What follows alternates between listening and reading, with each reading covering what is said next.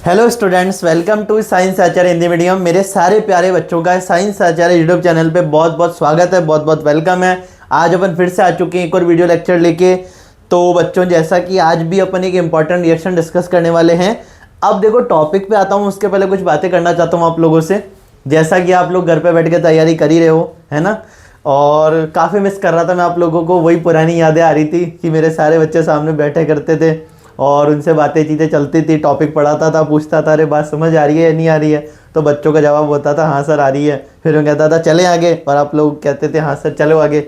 तो वो चीज़ें मिस कर रहा था। मैंने कहा बच्चों से शेयर करेंगे आज सारी बात अपन अपनी।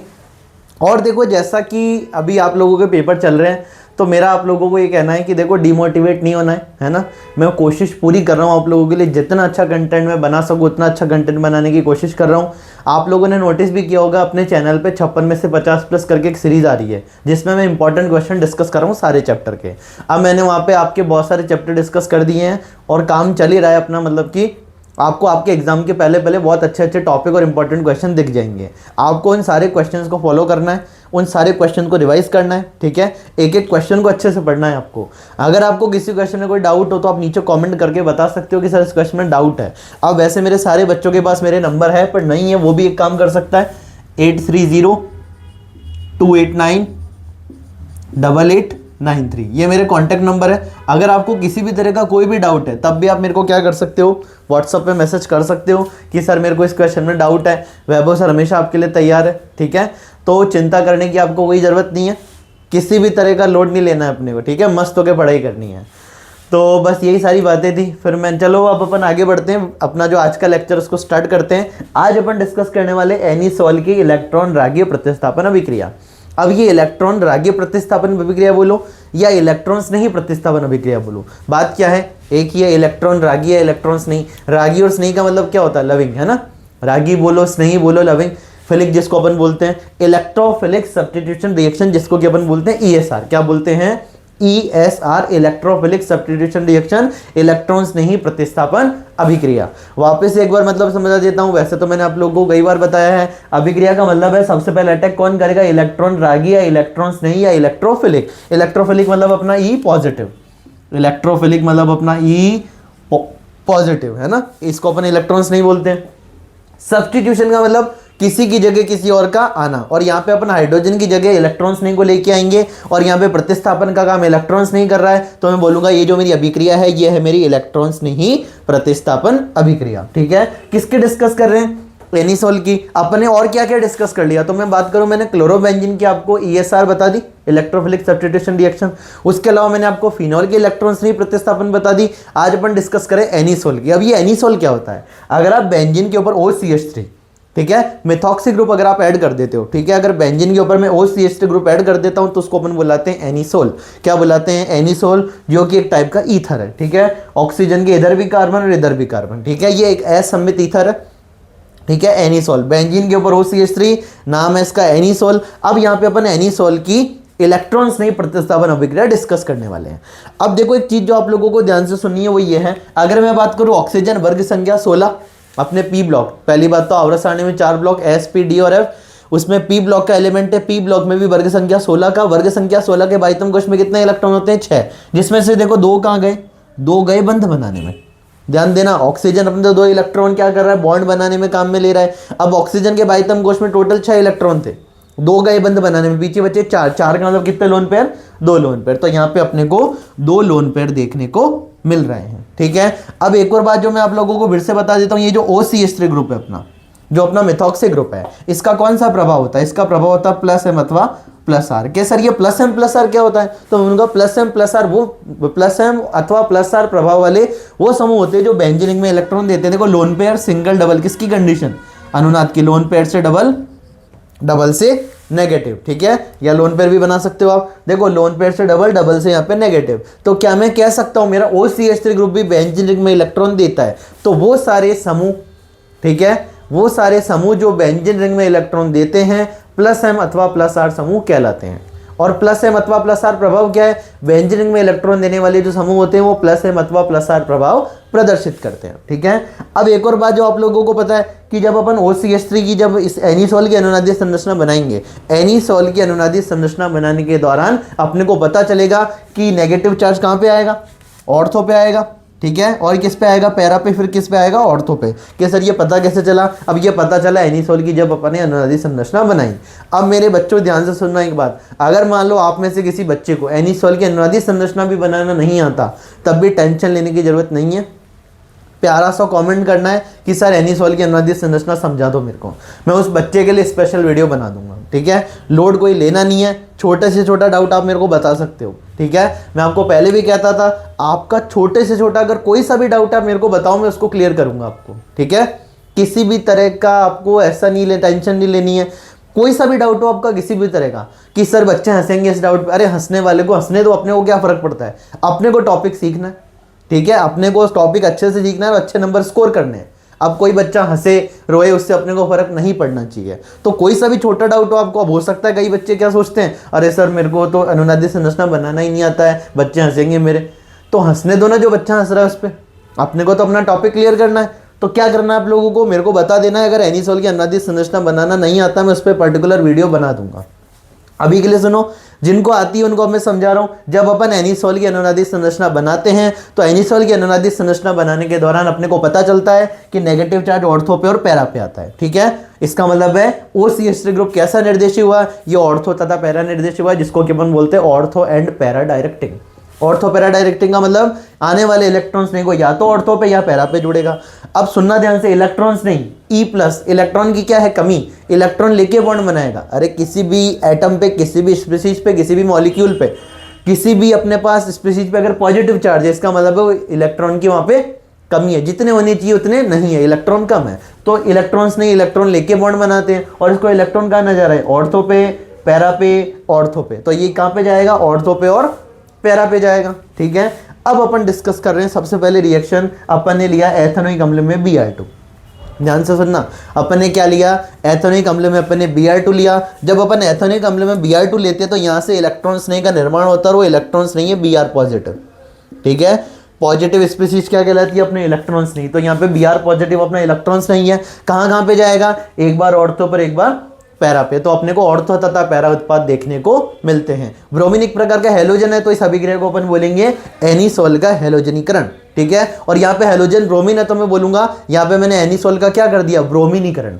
मैंने एनिसोल का क्या कर दिया, मैंने एनिसोल का यहाँ पे कर दिया ब्रोमीनीकरण। ठीक है, यहाँ पे अपने को ऑर्थो और पैरा पे ब्रोमीन देखने को मिलती है। आगे सुनना, जब अपन H2SO4 और HNO3 का अम्ल लेते हैं, H2SO4 अपना प्यारा सा सल्फ्यूरिक अम्ल, HNO3 अपना नाइट्रिक अम्ल। जब अपन HNO3 और H2SO4 लेते हैं तब आप लोगों को एक बात पता होनी चाहिए, यहाँ पे कौन सा इलेक्ट्रॉन्स नहीं बनता है, NO2+। ठीक है, नाइट्रोनियम।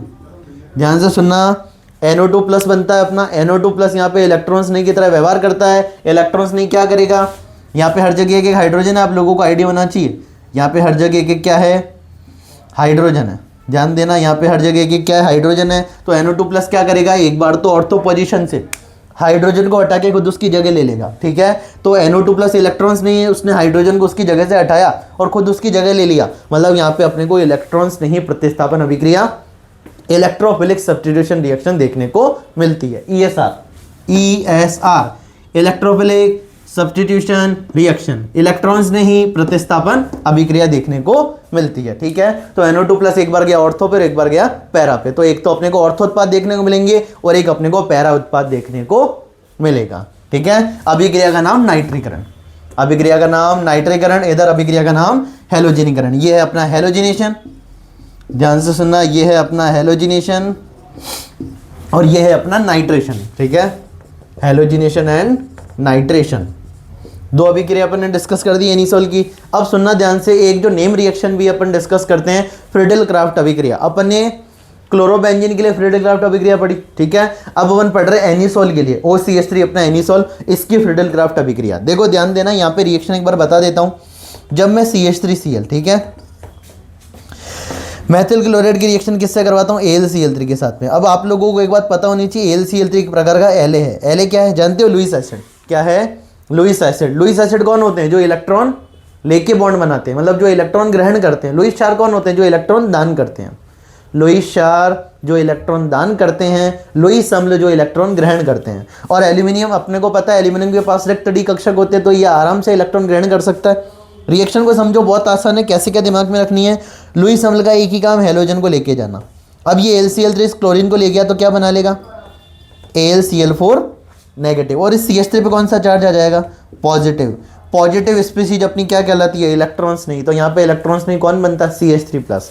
ध्यान से सुनना, जब हम एनिसोल की अभिक्रिया CH3Cl विद निर्जल AlCl3 से करवाते हैं, जब हम एनिसोल की अभिक्रिया CH3Cl विद निर्जल AlCl3 से करवाते हैं, तो यहाँ पे अपने को CH3+ देखने को मिलता है। CH3+ एक बार जाता है ऑर्थो पर, एक बार जाता है पैरा पे। वापस से बता देता हूँ, ऑर्थो पैरा पे क्यों गया? क्योंकि उसको नेगेटिव चार्ज, इलेक्ट्रॉन घनत्व ऑर्थो तथा पैरा पोजीशन पे देखने को मिलता है। अरे ई पे पॉजिटिव, इधर ऑर्थो पैरा पे नेगेटिव, और प्लस माइनस एक दूसरे को क्या करते हैं? आकर्षित करते हैं। Opposite attracts. अरे पढ़ा है ना, विपरीत चीजें एक दूसरे की तरफ जाती है। तो यहाँ पे एक बार ऑर्थो उत्पाद और एक बार अपने को पैरा उत्पाद देखने को मिलता है। इस अभिक्रिया का नाम है फ्रीडल क्राफ्ट एल्किलीकरण। क्या नाम है? फ्रीडल क्राफ्ट एल्किलीकरण। अब यहाँ पे देखो एक और बात सुनना, यहाँ पे एल्किल ग्रुप जो है वो अपना एक कार्बन वाला मैथिल है, तो इस अभिक्रिया को मैं फ्रीडल क्राफ्ट मैथिलीकरण भी बोल सकता हूँ। फ्रीडल क्राफ्ट मैथिलीकरण या फ्रीडल क्राफ्ट एल्किलीकरण। ठीक है, इतनी बात डन होनी चाहिए।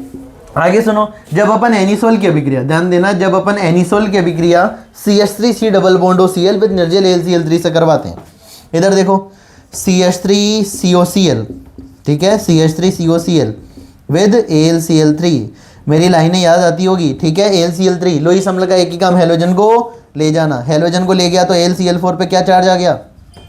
नेगेटिव। अब AlCl4 पे नेगेटिव क्यों आता है? ये भी आप लोगों को पता होना चाहिए। एल्यूमिनियम P ब्लॉक वर्ग संख्या 13 का तत्व है, बोरोन के जस्ट नीचे होता है। अब बोरोन के जस्ट नीचे होता है तो एल्यूमिनियम के भी वाइटम कोश में 3 इलेक्ट्रॉन होते हैं। जब तक 3 बॉन्ड बना रहा है नो प्रॉब्लम, 4 बॉन्ड बनाएगा तो नेगेटिव चार्ज, ठीक है। और इधर CH3C डबल बॉन्ड O में इस कार्बन पे कौन सा चार्ज आ गया? पॉजिटिव। इस कार्बन पे पॉजिटिव चार्ज आ गया, इसका मतलब ये मेरा क्या बन गया? ये मेरा बन गया इलेक्ट्रॉन स्नेही। क्या बन गया? इलेक्ट्रॉन स्नेही। मतलब CH3COCl में ये जो स्पीसीज है इलेक्ट्रॉन स्नेही की तरह व्यवहार करती है, यहाँ पे ये स्पीसीज इलेक्ट्रॉन स्नेही की तरह व्यवहार करती है। अब कार्बन जो है वो देखो क्या कर सकता है? ऑर्थो पे जाके C डबल बॉन्ड CH3 है, पैरा पे जाके C डबल बॉन्ड CH3। तो एक अपन ने बना दिया ऑर्थो उत्पाद, एक अपन ने बना दिया पैरा उत्पाद, ठीक है। इस अभिक्रिया को अपन बोलते हैं फ्रीडल क्राफ्ट एसिटिलीकरण, क्योंकि यहाँ पे एसिटिल ग्रुप ऐड हो गया। एसिटिल ग्रुप क्या होता है? CH3C डबल बॉन्ड O को अपन बोलते हैं एसिटिल ग्रुप, ठीक है, या एसिटाइल ग्रुप। हिंदी में एसिटिल लिखा है, इंग्लिश में कुछ लोग उसको एसिटाइल बोलते हैं। तो फ्रीडल क्राफ्ट एसिटाइलेशन या फ्रीडल क्राफ्ट असाइलेशन, ठीक है। असाइल ग्रुप अपना RC डबल बॉन्ड हो, RC डबल बॉन्ड हो अपना असाइल ग्रुप, ठीक है। यहाँ पे R क्या है? यहाँ पे R है CH3। अरे कंपेयर कर लो ना, यहाँ पे R क्या है? CH3।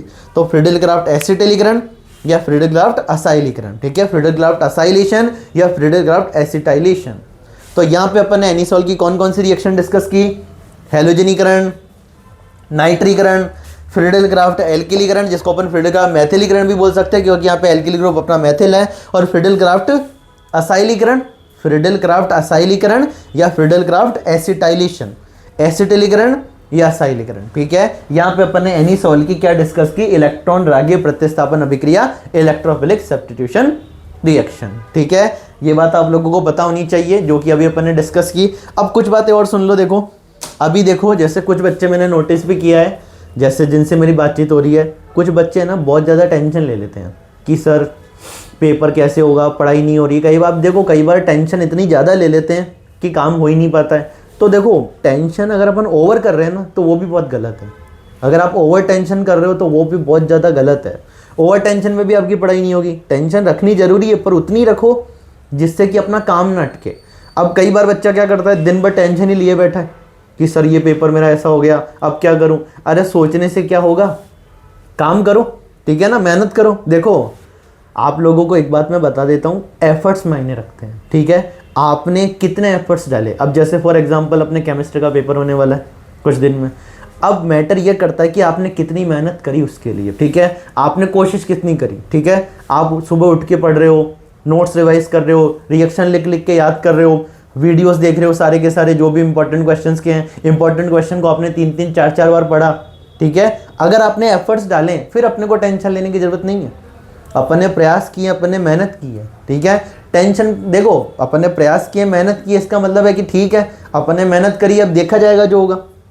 टेंशन, अब देखो आप टेंशन ले रहे हो और कोई काम ही नहीं कर रहे हो, तो ये सबसे बड़ी बेवकूफ़ी है। और मेरी नज़र में अगर आप मेहनत करते हो, आपके नंबर कितने भी आए मेरे को उससे फ़र्क नहीं पड़ता, पर अगर आपने मेहनत की है ये मेरे लिए मायने रखता है।